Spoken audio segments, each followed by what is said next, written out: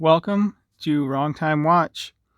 My name is Kevin, and today we're looking at two different variations of the same watch, the Bulova Oceanographer Devil Diver. Price MSRP for the orange dial one is $750, and MSRP for this one is $795 on the bracelet. I was not able to find this one on the website. I don't know if it's been discontinued or what's going on with that, but the model number for this one is 98B320. I'm going to try and look again, but I'll put this information in the description. And the model number for this one here is the 96B350. Let's get that out of the way here. So I really like this orange dial version, so I would say this is my favorite of these two. This Bulova here kind of reminds me of my Seiko SKX 009 with the colorway. I haven't figured out if this is blue or a black dial. I'm going to go with black, and this one is a very dark blue.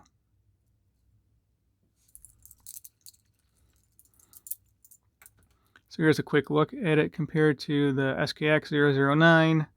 This has 19 millimeter lugs, and this has 22 millimeter lugs. I much prefer the Seiko SKX over this colorway of the Bulova Devil Diver.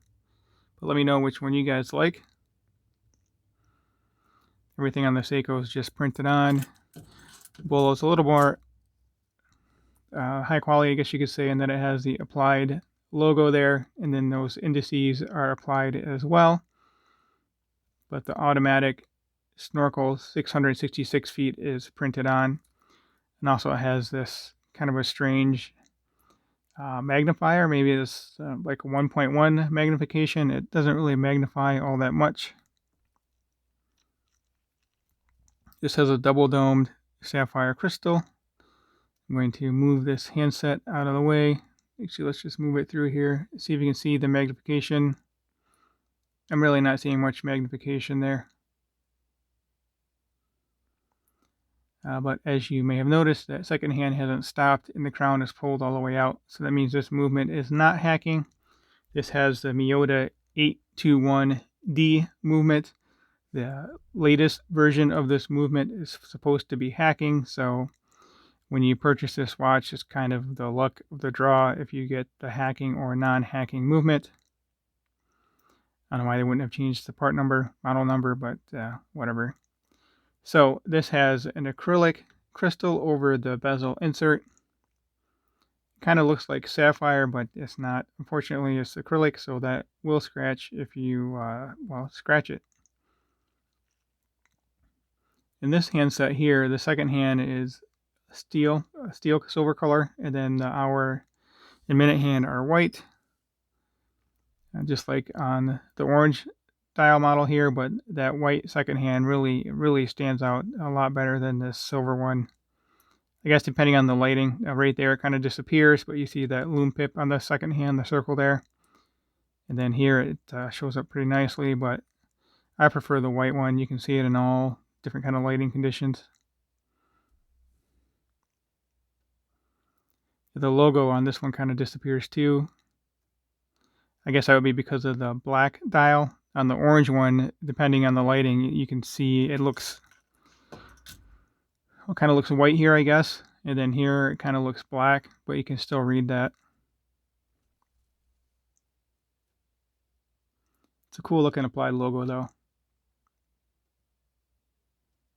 And both of these do have, again, the double dome sapphire crystal with the date magnifier is it's either attached to the bottom side or is cut into the bottom side. I'm really not sure how that works. I'm assuming it's glued onto the bottom. This one here, either the date window or the magnifier is a little bit off. You see the magnifier to the date window is not parallel, but on this one it is.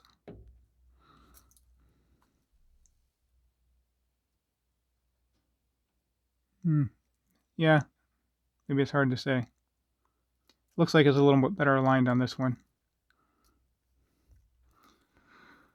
So I'll go over the specs real quick. Don't want to go too long with the video, and I'll put both of these on wrist and let you guys know what I would do, bracelet versus strap. So let's just talk about the dimensions. We'll use this one here because I like it better. Yeah, let's use the orange one. So lug to lug, 45.3, case diameter 41, bezel diameter is a little bit smaller than the case at 40.4. Thickness, these are quite thick at 14.8 millimeter thick. Very thick watches. And lug width is 20 millimeter, and this one tapers down to 18. I didn't measure this one, but yeah, it looks like the bracelet tapers down to 18 as well. And then they both obviously have a 5.9 millimeter crown. Well, that's not obvious, but it's obvious that they're both the same crown because they're the same watches. All right, let me get this one on wrist first. So the movement is 21 joules, 42 hours of power reserve. It does hand wind, and the hacking, as I had mentioned earlier, the later version should have hacking, depending on how long they use these movements for. And so, all right, actually, let's look at the bracelet first. So the bracelet, for the most part, is nice, but I feel like they kind of just, I don't know, ran out of money and just kind of gave up on it when you get to the clasp here. These are solid links, solid end links.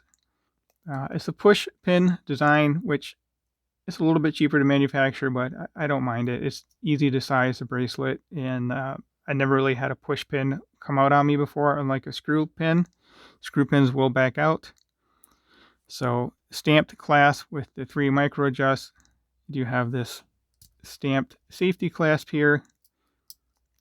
Just feels kind of cheap, actually very similar to this one here. Actually, quite a few times I've tried to just pull this open like with my SKX, and I forget it that you have these dual pushers here, so it is a little more secure than the Seiko, but yeah, you do have this stamped clasp here. I mean, it works fine. It just looks and feels kind of cheap. Again, very similar to the SKX, which I've had for 10 years and not ever had an issue with the clasp. And this one does have a diver extension. Just a stamped 2 pieces of metal here with a little hinge pin. It does the trick.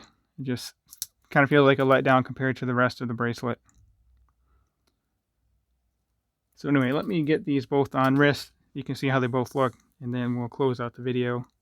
Actually, we'll check out the Lume at the end too. The Lume should be pretty similar, but almost grabbed the wrong watch. But this one has a vintage colored Lume to it, and this one is pure white. So it'll be interesting to see if they look different or not. I'm assuming this one will be a little brighter, but we'll find that out. All right, let's move some things around here. I did just size this bracelet too. I can show you the links. These are 5 individual pieces. These little guys here will spin around on you and rotate. So it's a little more difficult to size the bracelet, but not a big deal.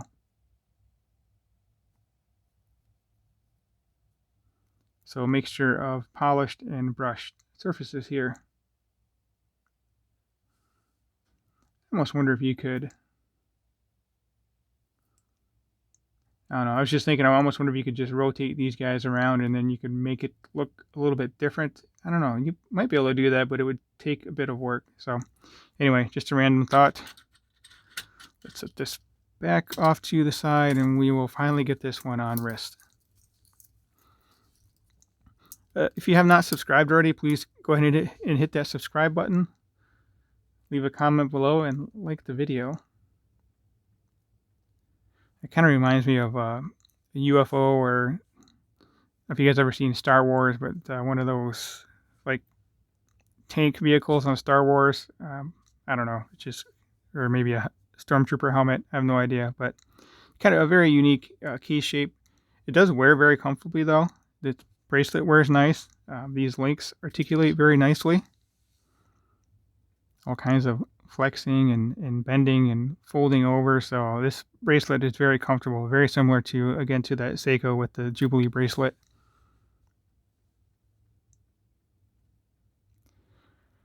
So, I don't know which ones of these I would pick. If I could get this one on the bracelet, I might be tempted to do that. But this rubber feels very nicely too.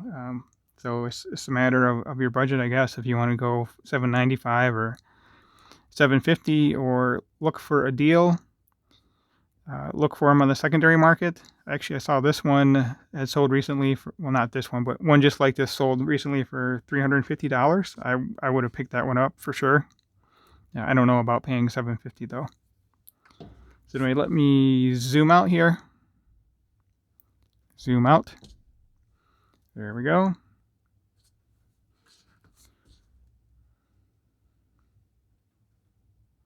Yeah, it's kind of neat how just the dial color makes a big difference in these watches. This definitely looks like more of a dress watch to me.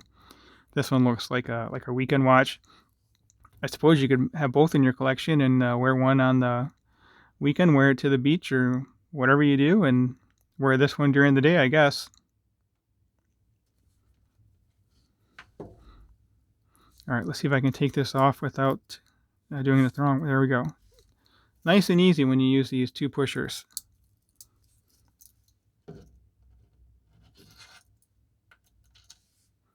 Actually, I bought this watch used. I don't know if you noticed, but there's like a ding on one of these lugs or something. So,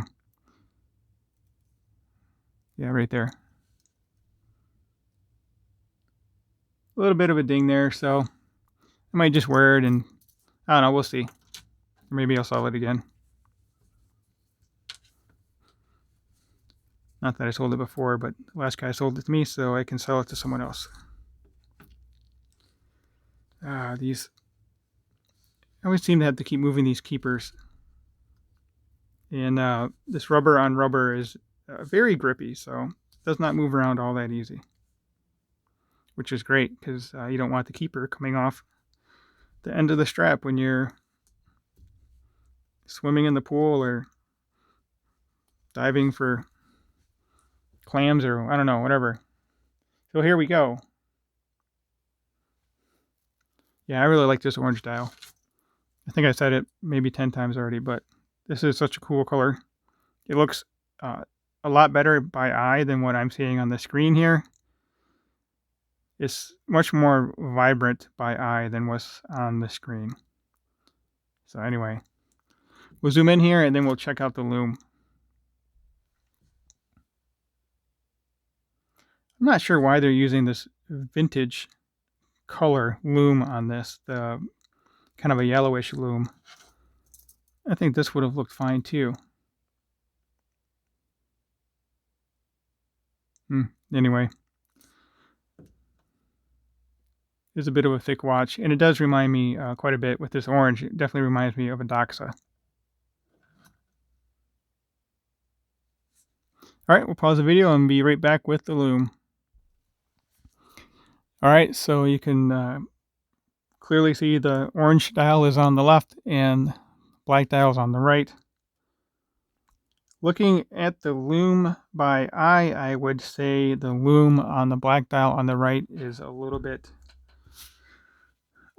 brighter than the Lume on the left. So the patina or the vintage looking Lume does lessen the intensity of the Lume just a little bit, but it's still good overall.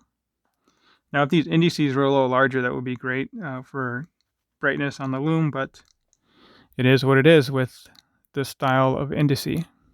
So I'm going to hit this with the UV light again, and you can see how cool this dial looks on the orange one. It really looks radioactive.